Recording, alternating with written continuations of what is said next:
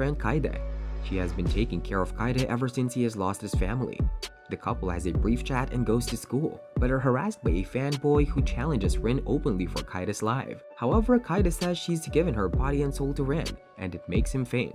Now the couple reaches class, where Asa flirts with Rin in front of everyone. After that, we meet Rin's friend Itsuki and a flat girl named Mayumi. Now, the teacher Nade walks in and starts talking about how humans, gods, and demons are studying together now due to an incident from 10 years ago. Later, everyone learns about a new transfer student, but Rin isn't interested. He goes to the store for some shopping and meets a redhead god girl named Sia, whom he strikes a friendship. Later, Rin meets a devil girl named Nerine, singing in a beautiful voice, so he compliments her. However, both these girls know his name, and it confuses Rin. The next day, it's time to introduce the transfer students, but instead of Sia and Rin, their dads Shin and Shiba show up and check out Rin as a marriage candidate. The dads are stopped by their daughters, but follow Rin and Kaide home to reveal that they are also their new neighbors. The next morning, Shin and Shiba force Rin to walk to school with their daughters. The new foursome encounters the fanboy group and they want to attack the new girls in shady ways, but Nerine unleashes her powers that smack away all the creeps. At school, Rin is given too many congratulatory pats by his jealous friends, and he's taken to the infirmary. The girls are concerned for him, but then even more fanboys show up and chase after Rin, who has to hide now because of his female popularity. He hides under Asa's table, but she shoves his head between her legs to give him a better view. The next day, the girls look for Rin, but he's still hiding from the fanboys. During this time, our hero overhears Sia and Rin talking to Asa about the first time they met Rin years ago. The playboy goes to the gaming parlor where he finds a girl named Rimu, who wants to play one of the games. Rin doesn't have any money to help her out, but she's glad to have found him as she was also looking for Rin. Now Rimu hugs her boy toy and doesn't let him go. They walk into Kaida's house and find everyone there. Shin and Shiba recognize Rimu as a demon who has come to this world without permission, but Rin eventually allows her to stay with him. The next morning, Rin goes to school with the girls and decide to leave Rimu with the dads so that they don't harass him at school. It starts to rain and Sia loves this season because it reminds her of the time Rin helped her out. Now Nade walks in and talks about an exam that needs to be taken before the summer break. This isn't good news for Sia, as she isn't very smart. Shin goes to confront Rin about it later in the day because he doesn't want Sia to lose her summer break. Shin plans to destroy the world with his powers as revenge for his daughter's failure, but is knocked down by Sia, who tells him not to be so dramatic. The next day, the students panic with their studies, especially Sia, and it worries Rin.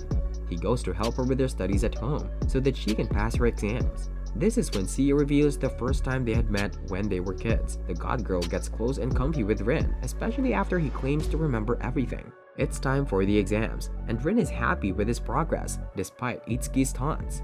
Our hero hopes to finally have some peace during the summer break, but he gets attacked by the fanboys, so he has to run away. Later, Rin finds Sia stuck in the rain, so he helps her with an umbrella. She feels love for her boy toy, as he was this nice to her even in the past. Now Sia decides to hug Rin so that they can both share the umbrella and walk home. The next day, Rin helps Nerine with classroom cleaning, but it makes the other girls jealous. Now Nerine talks to Rin about the time they first met, when they were kids, but then they run into some creeps, who call Rin a playboy for having a harem of girls at his disposal. This angers Nerine, so she attacks them with full force, and Nade scolds her for becoming too dangerous. Later, Rin thanks Nerine for standing up for him, and it makes her like him even more. At home, Rin sees Rimu in his clothes and becomes a little nervous about her intentions. And the next day, everyone gets their test results, and Rin does even better than Itsuki, thus making his buddy shocked and devastated. However, Mayumi and Sia make a fuss because they have failed their exams. They want Nerine to destroy the school with her powers, but Rin asks them not to be so dramatic. Now the friends discuss getting together for a picnic with Asa. Later, Rin finds Rimu learning to cook at home, and he allows her to carry on after she points her knife at him. At school, Nerine chops some vegetables, but cuts her finger, so Asa helps her out. Rin and Kaide run into Shiba on the way, and learn that Nerine still hasn't come home. The devil girl remains determined to cook something for Rin, and it affects her behavior at school as well. She eventually reveals she was learning to cook from Asa, and it makes Rin feel special. It's time for the picnic now, but Nerine is only able to make egg omelets for now. Regardless, Rin loves her food and keeps it for himself.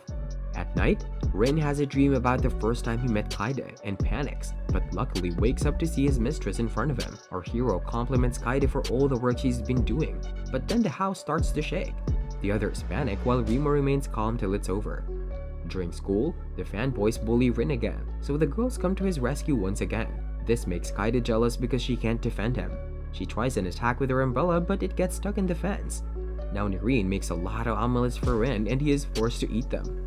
This makes him sick, so Kaide gets him some medicine and water, but also experiences some weakness. It starts to rain and Kaide doesn't have her umbrella, so she has to run home in the pouring water. This causes her to catch a cold, and she faints on the floor. Rin panics and decides to take the day off to care for her. He messes up with his cooking, so Kaide has to help her out even while sick. Luckily, the rest of the girls also show up to help with the housework. Asa cooks up a delicious meal, but Kaide isn't hungry because she's upset Rin isn't spending too much time with her. After the other girls leave, Rin makes sure to eat together with Kaide. There's another earthquake, so Kaide holds on to her lover boy for comfort. Rin thanks Kaide for being such an angel to him, and this cheers her up, eventually helping her to recover as well. Now Rin and Kaide go to school and leave Remu in charge of the house. As she explores the home, the rest of the harem discusses if Remu will be able to deal with being alone. Now Remu plays with her cat toy, but accidentally tears it open, and it reminds her of the time she first got the toy from her mom. At school, Itsuki messes around with Rin, thinking he likes Remu. He also suggests a swimsuit desire, but then Remu shows up much to everyone's surprise. She says that her cat is torn, so Kaide says she'll take care of it. However, something seems off with Remu as she goes home. Our hero notices the storm brewing, so he goes to help Remu, who is stuck on the rain. However, her wet clothes makes it difficult for him to focus.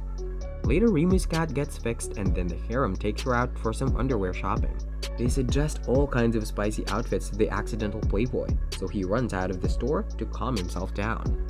That's when he realizes that he should get a toy for Remu to show his affection. Meanwhile, the girls figure out an outfit for Remu, but it's a bit too spicy. Later, our hero finally gives Remu another cat toy. This cheers her up, and it makes her smile for the first time. The next day, Asa gets ready for the day, but notices a mysterious gift by her bed.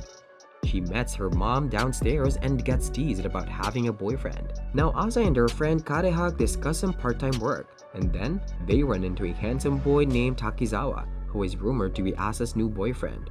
Everyone in school talks about how Takizawa has confessed his feelings to her. However, Asa doesn't want him, as she's only interested in Rin. Takizawa meets Asa to say he'll score a goal in her honor, and even Rin believes they make a good couple. This makes Asa a little nervous, and it eventually results in her getting injured during her gym practice.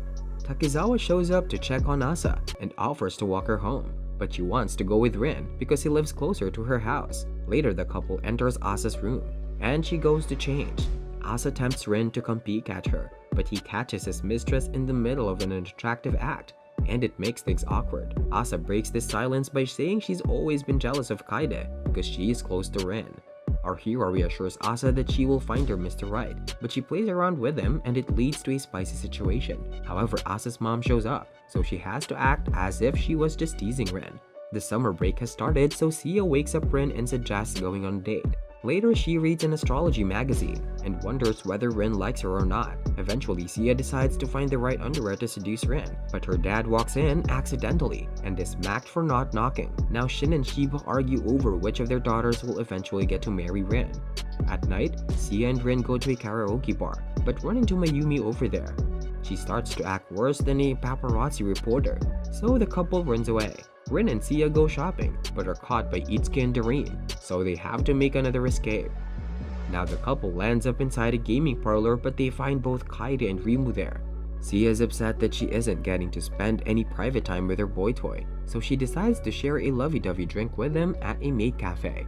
However, Kareha shows up and makes things even more awkward before a little boy plays with her uniform. Sia starts to lose hope, but then she and Rin find an abandoned kid, so they spend fine with him. This ends up becoming the perfect bonding session, and then Rin notices Sia's diary where she says she loves him.